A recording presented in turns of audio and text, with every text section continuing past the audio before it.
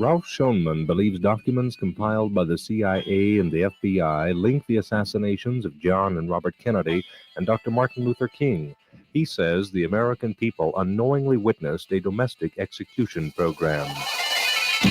This past month, Schoenman spoke at UNM and was interviewed by KUNM. This week on The Public Affair, some of Schoenman's comments.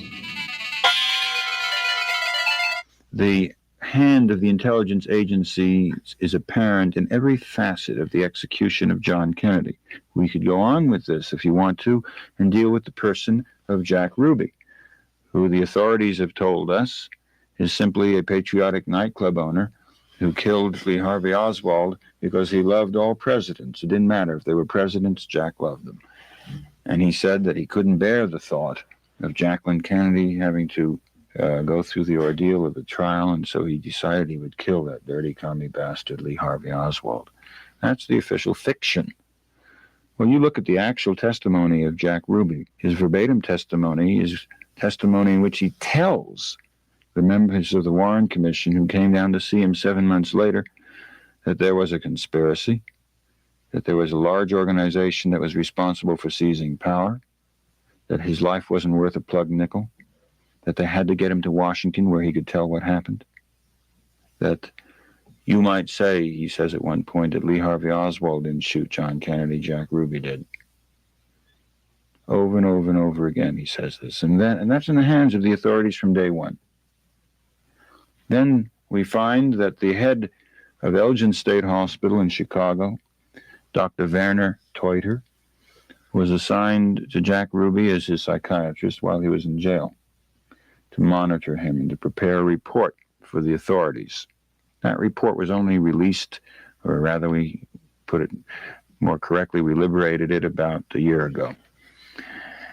And it's a rather interesting document because Jack Ruby tells Werner Teuter that he was part of a high-level conspiracy to murder the President of the United States. Now, for the moment, let's leave aside the veracity of Jack Ruby. What would be sufficient to motivate the highest authorities to fabricate evidence pertaining to a material witness like this and to destroy the actual transcript of his testimony, except complicity in the event? You know that the three people who spoke to Jack Ruby were Earl Warren, Leon Jaworski, and Gerald Ford, which makes them, in the strict legal sense, accessories after the fact in the murder of John Kennedy. Are you going to bring up any kind of charges like that against the president or Jaworski? Indeed, I state them all over the place. I mean, it's the literal legal crime of which they're guilty. But I mean, obstruction actually of filing justice. with the courts or anything like to that effect? We don't have the authority to prosecute. I'm not a district attorney. I'm not working with the Justice Department. We certainly recommend that this should be done if there's equal justice before the law. But to continue a moment with Jack Ruby, remember that the government told us that Jack Ruby was just a patriotic nightclub owner. Had no connection with the authorities, they said, nothing to do with the mob. You look at the evidence.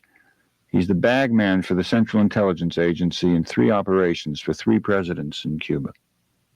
As to say, he was running guns on behalf of Don Carlos Prios Acaris. He was running guns to the July 26 movement of Fidel Castro when it was in the mountains on behalf of the Central Intelligence Agency. And he was running guns for the Central Intelligence Agency after Fidel had nationalized American industry and kicked the syndicate out of Cuba. Mm-hmm. Jack Ruby is an informant of the Federal Bureau of Investigation. I have the letter of J. Edgar Hoover, which confirms it. Jack Ruby was working for the Special Services of the Dallas Police Department, which had to do with the visit to Dallas of prominent public officials. Jack Ruby was working for the Federal Narcotics Bureau. Jack Ruby is a narc. Jack Ruby is a government operative, and he's also a top syndicate hoodlum who was involved in a critical murder in 1939 of the organizer and founder of the Chicago Waste Handlers and Junk Union, which was a Teamster local.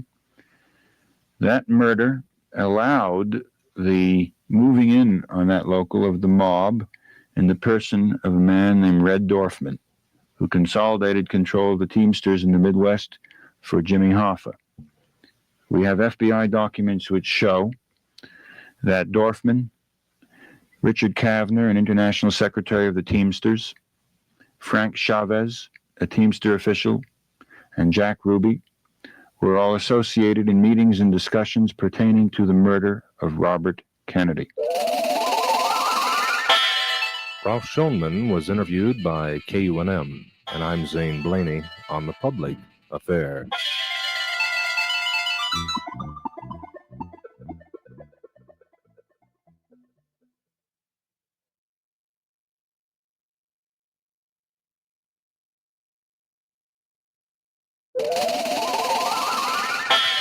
Assassination theorist Ralph Schoenman, in a recent interview with KUNM, talked about his observations concerning CBS reports on the assassination of John and Robert Kennedy and Dr. Martin Luther King.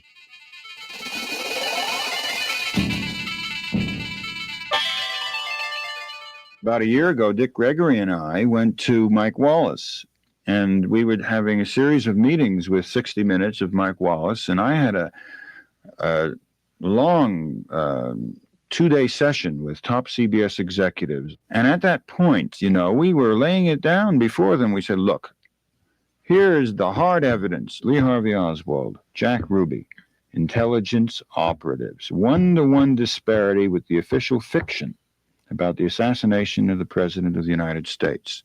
And you have a responsibility to make this information available to the American public. We'll give you chapter and verse. And Wallace went for it.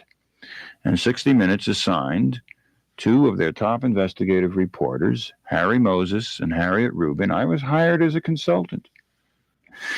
They came down to my house for 3 days. These 2 people did one hell of an investigative job. They had a CBS budget at their disposal, which is more than we've got. They went all over the country. They interrogated witnesses, government officials, all the people I've been naming for you and more, those that are alive, of course. And they had a very, very dynamite show until CBS stepped in and took it away from them and gave it to trusty Dan Rather. And what does Dan Rather do? Dan Rather goes to the iTech Corporation, owned by the Rockefeller family, which does 60% of its business with the federal government, manned almost exclusively by intelligence operatives, who I'll be glad to name for you, which worked on the photographic apparatus of the U-2 overflights for military intelligence. And iTech proceeds to lie and fabricate the material evidence bearing upon the murder of John Kennedy. For example, the fatal shot that blew John Kennedy's head off.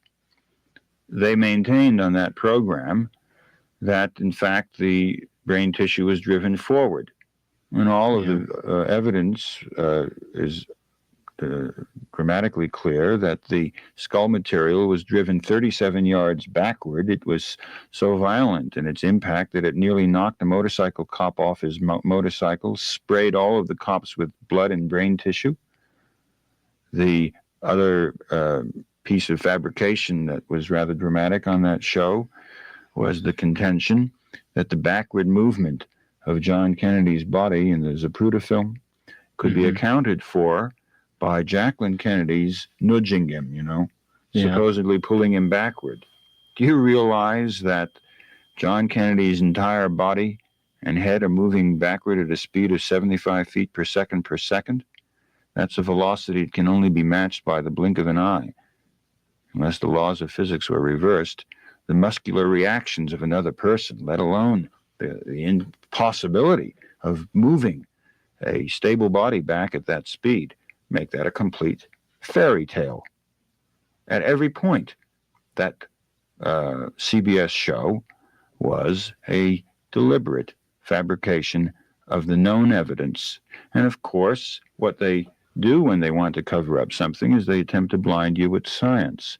No, the Dan Rather program was a disgrace, a total whitewash. And it's not surprising.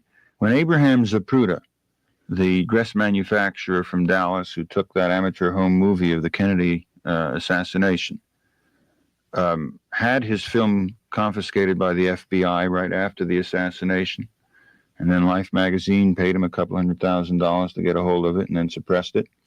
Dan Rather of CBS got hold of it. And he went on CBS television right then after Kennedy had been shot and didn't show it. He narrated it without showing it. And his narration to a network audience at that time goes as follows. As he comes to the fatal headshot that blows Kennedy's head open, he says, and the president's head and body are thrust violently forward. Well, now what we've done is to marry that narration to the actual film.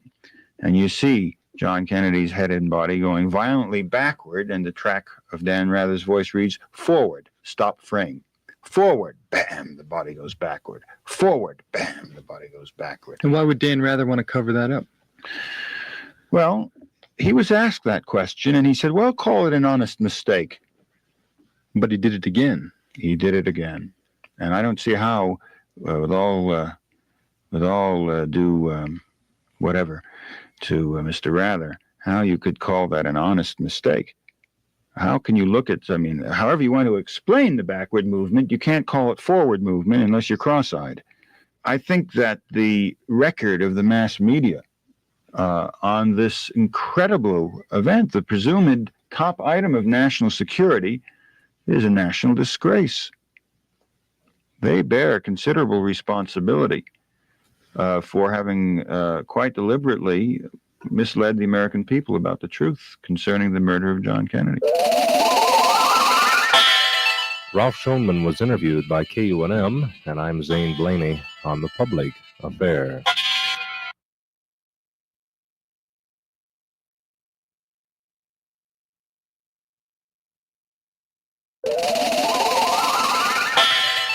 If Lee Harvey Oswald didn't kill John Kennedy, then who did and why? Again, assassination theorist Ralph Schoenman from a KUNM interview. We have affidavits from a series of people, one of which is Emiliano Santana, who gave evidence to Jim Garrison that he fired 2 of the shots at John Kennedy. We have the statement and affidavit of Richard Case Nagell, an intelligence agent working for the United States Central Intelligence Agency, that he was involved in the planning group in Mexico City for the execution of John Kennedy. And moreover, Richard Case Nagell had sent in September 1963, 2 months before the assassination, a registered letter to J. Edgar Hoover warning him about the execution of John Kennedy in Dallas, Texas, in a couple of months' time. And when he found that not only was the FBI not interested, but obviously involved, Case Nagell went into a bank, took out a gun, fired into the ceiling to make sure that he was in jail at the time of the assassination. And he then went and wrote another letter, which I have a copy of, to Hoover and the FBI, reiterating this. There is Gorden Novell, who was working for the Defense Intelligence Agency, who had been indicted by Jim Garrison, who is now prepared to state that he was involved and can name 4 of the assassins in the murder of John Kennedy. We have Richard von Kleist, Robert Clayton Buick, Guy Gabaldon, all part of the unit in Mexico City that had been planning the execution of John Kennedy. The why. What is sufficient to motivate the highest authorities of the country to destroy the material evidence in the murder of the head of state, except complicity in the event? The United States, people in power, that is this 2%, owns and controls some 66%, 68% of the world's natural resources. Now, we only have about 5 to 6% of the world's population within our national frontiers. That's an empire by any definition. 2% of 5% controls 68%, some 2/3 of the world's natural resources. That's what the intelligence agencies and the Pentagon and the arms budget are for, to protect this empire and this domain. And when there are bitter conflicts within this oligarchy about who gets what's the appropriate strategy, how to handle the social revolutions of the starving, the dispossessed, the victims of this empire, how to deal with it militarily. When those men fall out amongst themselves, blood flows. And we could take each example to examine wherein lies the conflict within the ruling class of the United States about the strategy or the tactics appropriate to their preserving their power and their privilege and their wealth. But I think the best analogy might be with that of rival mobs moving in to control a territory. They don't argue about the propriety of running that territory. They're falling out about a division of the spoils.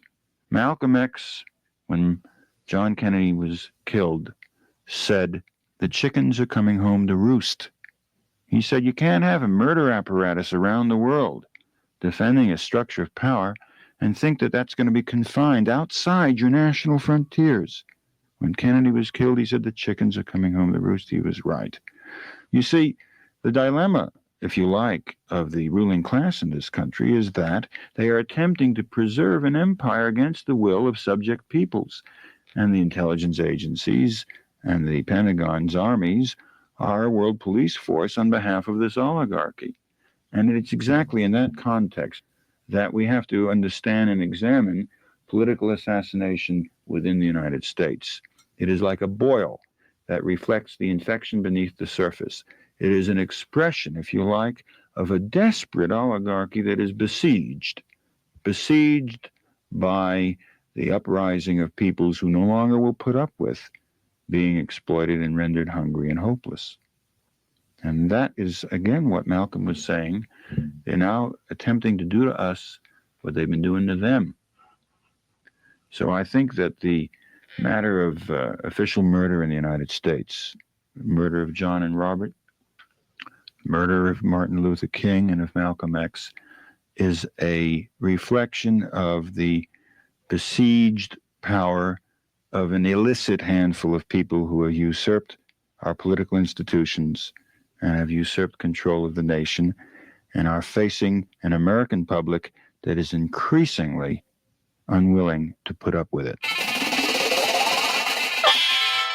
Ralph Schoenman was interviewed by KUNM, and I'm Zane Blaney on The Public Affair.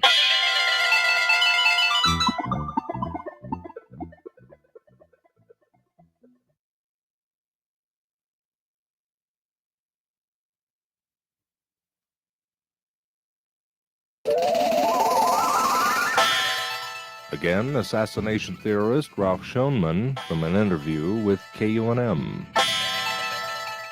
What kind of inroads do you think are being made toward turning around or dismantling the power structure? Well, I'm highly optimistic, and I'd like to stress something about that, because in running down this terrible power and all these vicious acts and killing people and what have you, I don't want to create a sense of futility and of fear and hopelessness, because that would be a disservice. This very desperate pattern of behavior is an indication that they cannot act openly. They have to conceal what they do. Now, the price to the American people of having an economy that is built on arms production and waste, 77 cents out of 100 in spent federal outlay on past wars, interest, debts on wars, military-related space technology, and the military budget itself. A waste is causing runaway inflation, unemployment, the deterioration of our cities, and the collapse, in effect, of the social fabric of this society. Now, let me present a little scenario. Picture after the election year when they stopped jiggling around to give the semblance of upturn, and we return to runaway inflation and even greater unemployment, remembering that the purchasing power of our dollar is about what it was in the 40s, in the period of the 70s when the dollar is worth a hell of a lot less. Picture the railway workers going out on strike when a sweetheart contract signed over their heads by union bureaucrats has expired. Picture a court injunction being issued ordering the men and women back, and they refuse. Now what? The leaders are put in jail, the men and women stay out. Then what? Do they bring in the National Guard to run the railroads? Okay, the steelworkers come out. What then? They injunct the steelworkers' leaders? Okay, the coal miners come out. What is then the National Guard? Working class youngsters who are earning some extra money on weekends? They're going to turn their guns on their brothers and cousins and aunts in a period of unemployment when people are simply fighting for a decent standard of living? This power is non-power. This power of the oligarchy is based on deception and upon acquiescence. People of this country will not tolerate it. Will not tolerate it when their own lives are at stake and their own livelihood and the welfare of their families. You will see, as we did in the 60s with the students in response to being asked to become paid killers and to fight a dirty colonial war, you will see how the American people thrust up their own forms of mass organization, of protest, of political opposition, of new political parties, of organized challenge to corporate capitalist power in the United States. So I'm highly optimistic. This oligarchy can only survive by conning people. And the longer you con a person, the madder he is when he finds it out. Assassination theorist Ralph Schoenman. The complete Schoenman interview will be aired over KUNM on March 17th and 18th. And I'm Zane Blaney on The Public Affair.